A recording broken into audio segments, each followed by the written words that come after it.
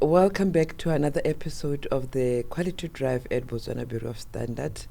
My name is 𝐒𝐤𝐥𝐿 and I'll be your host today. Today we are going to talk about a standard of 𝐒𝐫𝐸𝐿𝐵𝐸. Some people may call it 𝐒𝐬𝐬, and in English we call it pearl millet, which is the BOSS 298 of 2015. This is the standard which is at public comments. So during the discussion today, you have an opportunity to comment and also send your comments so that we can also see if they are relevant to the standard which is on discussion today. I'm not alone today. I'm with the expert in the area who will introduce himself. Can you introduce yourself to the listeners? Thank you very much, 𝐒𝐤𝐥𝐿, for having me in this program. My name is 𝐒𝐩𝐥𝐿𝐥𝐿, and I'm currently working as a standards writer in the Standards Development Department. I'm responsible for developing standards under the Food and Agriculture Division, and also I'm also a member or participating member at 𝐒𝐷𝐿, where we develop standards for the continent. I'm also a TC member under ISO TC 34, which is a committee which is responsible for developing food product standards, which are actually developed at ISO level. Okay, thank you very much. I can see you are really passionate about your area. So, Mr. Muje, the standard. I understand this is a standard which is under review. One thing exciting about this standard is that when you talk of 𝐒𝐫𝐸𝐿𝐵𝐸, is a product that lately now we can see it in the shelves. And I believe I keep on saying, use of standards is also an opportunity for business. So this is a product which I feel in the past it was not well marketed, but now with the specifications in place, and I think this is an opportunity for listeners at home that they can actually take this to another level, see more of 𝐒𝐫𝐸𝐿𝐵𝐸 on the shelves, and probably also export. So can you give us a background about the standard? Yes, ma'am. Like you've mentioned, ma'am, this standard is for 𝐒𝐫𝐸𝐿𝐵𝐸, and in English it's called pearl millet specification. So this standard, it specifies requirements for whole or dehulled pearl millet grains, and intended for human consumption. So it also outlines the physical, chemical, and hygienic safety parameters to ensure that the product is safe and suitable for consumers. Okay. So basically that is the scope of the standard and what it entails. Okay, but why was it important to have the specification on the meal, this pearl millet grain? Yes, ma'am. So it was important to have this standard available to Botswana, to the millers, so that we can promote commercialization of this product. So that is basically why the standard was formulated, so that there could be also opportunities for export, such that when we want to export, there can be an available standard that we can test against. Okay. Yes, ma'am. Do you have any other standard which is related to this particular standard?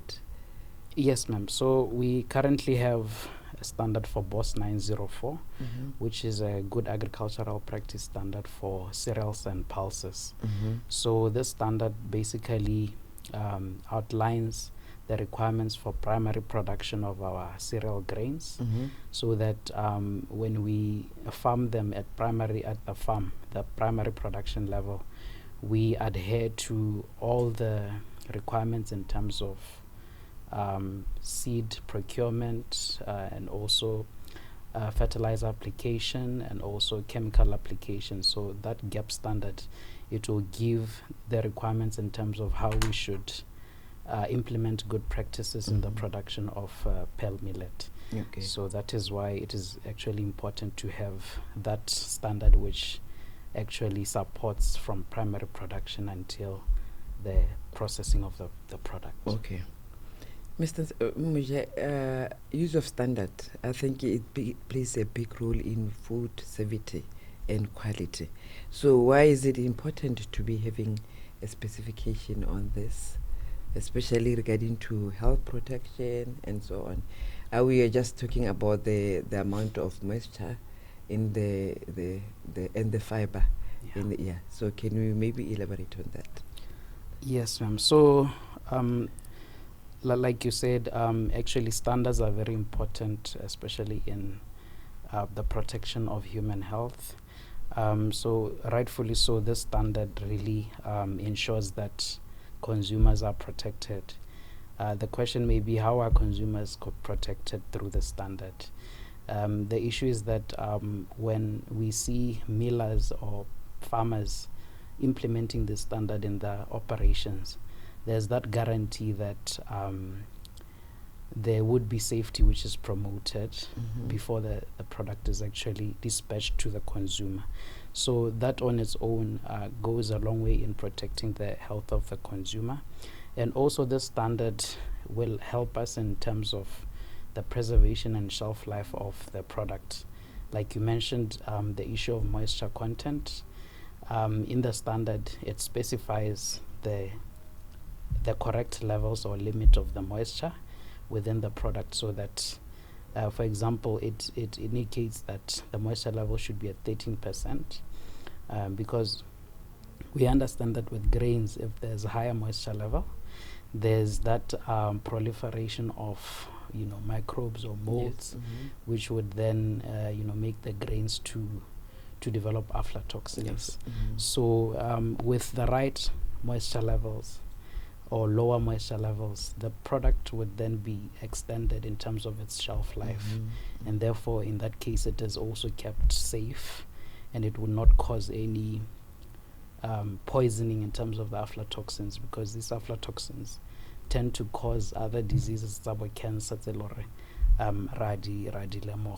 Okay. And then also in terms of the industry, it guides the farmer and the miller in terms of how they should be producing their product. So it gives that good practice where the farmer and the miller is then has the responsibility to ensure that they follow the standard. Okay. Yes. Moreetsi ko lapeng re bua ka standard sa 𝐒𝐩𝐤. 𝐒𝐩𝐤, if you are from up north, you'll understand. But if you are from south, you call it 𝐿ebele. And I'm so excited, like I said earlier, that I've lately been seeing a lot of 𝐿ebele on the shelves, because we've been seeing a lot of sorghum. So this is, we see that there is an opportunity. Like I always say, standards were here to level up the, business and competition. So there's an opportunity for Botswana Bureau to start packaging this 𝐿ebele and probably also exporting to other market. And during this discussion, remember, you can also make your comments and we will come back to your comments. And this is the standard that Mr. Moje was just saying is under review. If you make comments which are really relevant, they can also be included in the revision of the standard. Mr. Moje, now let's go into the quality, the quality and safety requirements as per included in this standard, BOS 298 of 2015. Yes, ma'am. So in terms of the quality and safety parameters in the standard, we have the clause on general requirements, which speaks to the general quality of the grains. The standard indicates that the grain must be dry, whole or decorticated. It should also be free from abnormal flavors or odors. It should be free from filth or impurities, and also it should be free from noxious seeds. So that is the general quality that we expect when we look at the grain. And then also, like I've mentioned, the moisture content level, according to the standard, it is set at 13%. Anything more than 13% is not acceptable.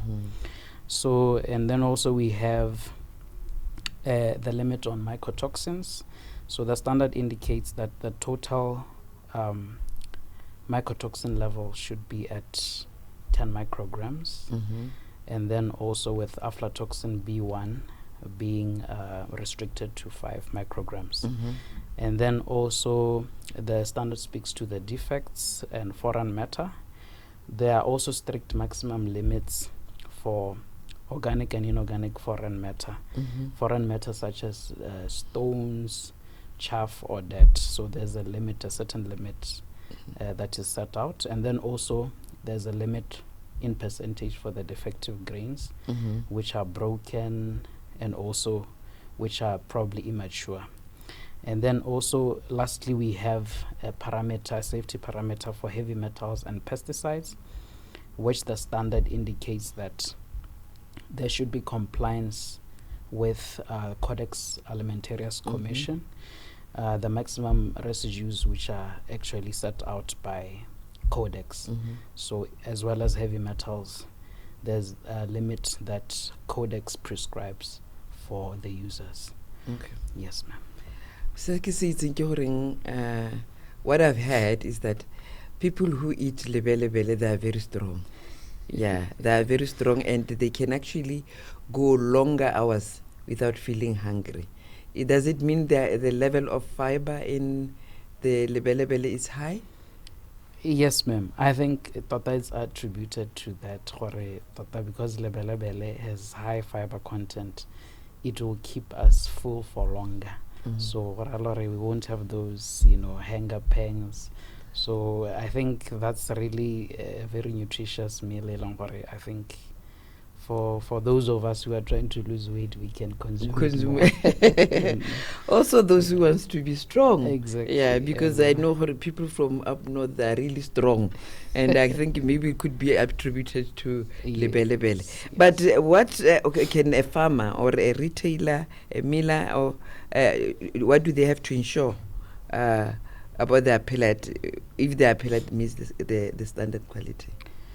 Okay, so what the farmers and millers and retailers must do to ensure compliance to the standard, yes, is that with the farmers, they should ensure proper harvesting and post-harvest activities of the grain. So that includes proper drying of the grains, especially at harvesting level, so that the grain maintains lower moisture levels, which are at 12%, 13% or lower. And then also it's important for the farmer to implement hygienic, threshing practices, because the standard, indicates that the grain can be dehulled. So in terms of those equipment which thresh, they should be kept in a hygienic condition to minimize foreign matter such as dirt, stones, and so on. And then for the processor or the miller, their compliance is mostly seen in utilization of proper cleaning machinery, the machinery that they use at the site. It should be of good hygiene. And also they should implement these hygiene practices in accordance with HACCP. So we also have a standard for hazard analysis critical control points, which sets out the requirements for proper food hygiene and handling. And then also with the processors also, they should have in-house test for moisture levels within their plant, and also for mycotoxins, to ensure that these tests are done every batch as they produce. Okay. So it's very important that the farmers and also especially the millers, they have to use other related standard, which are maybe they are in relation to that, like BOS 904, like when you said 904, yes, and also the HACCP. Yes, the good agricultural practice in cereals. Yes. So, but one thing I want to know, Mr. 𝐒𝐤𝐥𝐿, like I said, lebelebele is more up on the north. Can it be, well, I know maybe it's not your area, geographical. Can it also be 𝐒𝐤𝐥𝐿? Yes, ma'am. I believe 𝐒𝐤𝐥𝐿, especially, when it is monitored closely, properly, because similar to sorghum grains. Yes. It is mostly affected by birds and Yes. so on. So I think if grown or produced in good conditions, I think it can still grow within our area. Okay. I think it can. So we should not limit ourselves as if it's something that is only grown up north. Yes, ma'am. I think creation of proper conditions, even this side, I think it can do well. Okay. Yes. This standard, is it a voluntary or is it a compulsory standard? And can you also maybe clarify to the listeners what is the difference? Yes, ma'am. So this standard is currently a voluntary standard. Maybe before I proceed, I should probably tell the viewer that our standards, as we develop standards, they are categorized into voluntary and compulsory standards. So voluntary standards, these are standards that are not enforceable by law. And by nature, as we develop standards, they are voluntary. Then they only become compulsory when they are referenced in a regulation. So therefore, that is why we term compulsory standards as standards which are enforceable by law. So that is the difference, is that one is enforceable by law and one is not enforceable. And then, however, voluntary standards, they serve as guidelines and also to ensure that, like we have been saying, that standards protect human health. It is important that even if a standard is voluntary, we should implement it in our operations. And I would like to also mention that we have even standards such as BOS 298, which are currently voluntary. There can be other regulators who can use the standard, who can actually reference it within the regulation so that it helps them it becomes enforceable. Yes. All right. But implementation, I know, like you say, in some government departments or maybe regulators, they will reference it. But in the implementation, who works with BOPs make sure that the standard is being implemented? Yes, ma'am. So in implementation of these standards, we work closely with Ministry of Lands and Agriculture, specifically Department of Agribusiness, Department of Crop Production, Department of Animal Production as well. So those are some of the departments that we work closely with. And also we work with Ministry of Health. We also work with grain millers and food processors. And then also we work with farmers associations and cooperatives. We also work with BAMB, the Agricultural Marketing Board, and also academia and research that are very, very important in being able to provide literature that surrounds the commodities standards that we develop. And then also, lastly, we work with consumer representatives. Yes, ma'am. So they took part in this development? Yes, ma'am. They took part in the development of the standards. Yes, ma'am. So before we go into the drawbacks and so on, I think, can you also maybe explain to the listeners what if they would like to be part of this, to make comments on this draft standard? Because like you said, it is still at the public comments. What can they do? Okay, so if you want to send in your comments, we have a circulating advert. Normally in the advert, there's an email that is provided, especially is written inquiries at bobstandards.bw. Yes. So you can send your interest through that email. Then communicated will be done to our office to assist that particular client. So what we'll do, we will send you a link to a document of the standard so that you go through it. After going through it, any comments that you have, you can send them back to us through email. So we will ensure that the standard is provided through a link so that you have an appreciation of it. Botswana ko gae, remember we are in the quality drive at Botswana Bureau of Standard. We are talking about the standard on the millet, and in every product that we see as a Botswana, remember you have to demand quality. That's why Botswana Bureau of Standard is here. And through this discussion, remember you can also put your comments and we'll get back to you.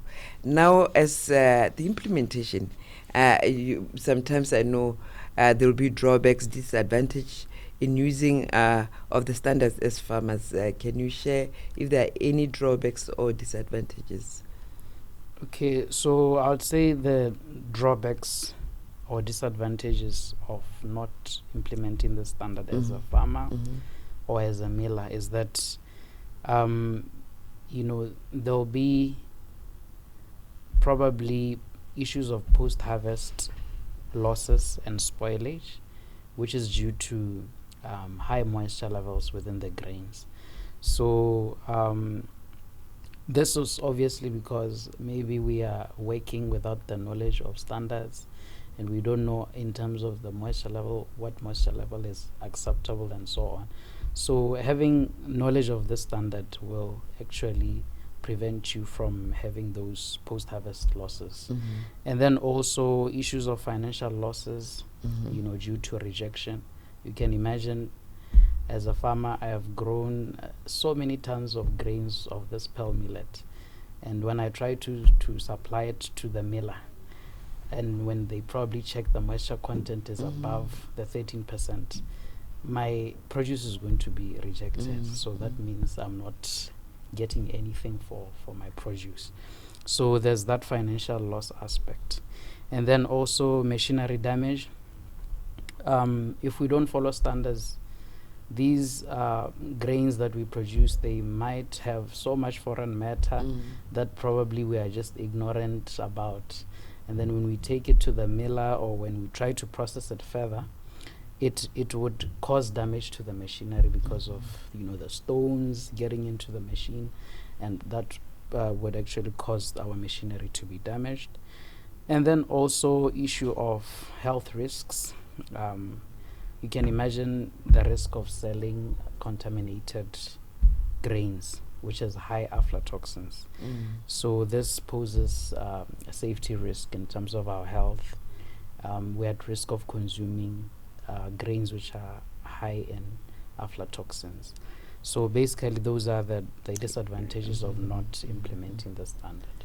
Motswana ko gae jaaka re butlwa tsone goreng bomsola ba go dirisa sone standard se gore how can it affect your business if you are not using the standard. It's always good to do things right at the beginning, do things right, and that is how you can actually use standards so that your products are not withdrawn from the shelf, because that will tarnish your business. Mr. Muje, so where can the listeners, where can they buy the standard when it gets ready? Yes, ma'am. So the standard can be bought from our headquarters here at Botswana Bureau of Standards in Gaborone, and also it can be bought from Francistown, which is our other branch in Botswana. And then also, even in terms of procurement, you can reach out to us through email. Procurement can be done also through that platform. And then also we have a web store which is available, where Botswana ko lapeng o ka kgona go reka this particular standard from. Okay. Listeners, please keep on following us on all our social medias, Facebook, and we do also have a YouTube channel, so that you do not miss in any of our podcast on different standards. So with that, I don't know, Mr. Muja, is there anything that you would like to say to the listeners before we bid them farewell? Okay, all I can say is that before we get into any business, especially at 𝐒𝐩𝐿, ya temotuo, let us first inquire, are they available standards for the business avenue that I want to get in. because Totahala standards are the starting point, like Masoke said, to ensure that human health is safeguarded. Even the environment that we live in, also it's safeguarded. So it's important to always inquire about availability of these standards. Thank you. Thank you so much, Mr. Moje. Listeners, we have come to the end of our session, and I believe that we'll be getting more comments from you. And remember, if there's any other product that you are planning to start, remember the first stop is Bob, so that we can also guide you. And also keep on check our Facebook page and our website. We have list of standards that can also give you an opportunity to come up with a business idea. From me, Malebuso Hall, and as a host for today, and the marketing team at the Botswana Bureau of Standards, we say thank you very much, and let's meet again in our next session. Thank you.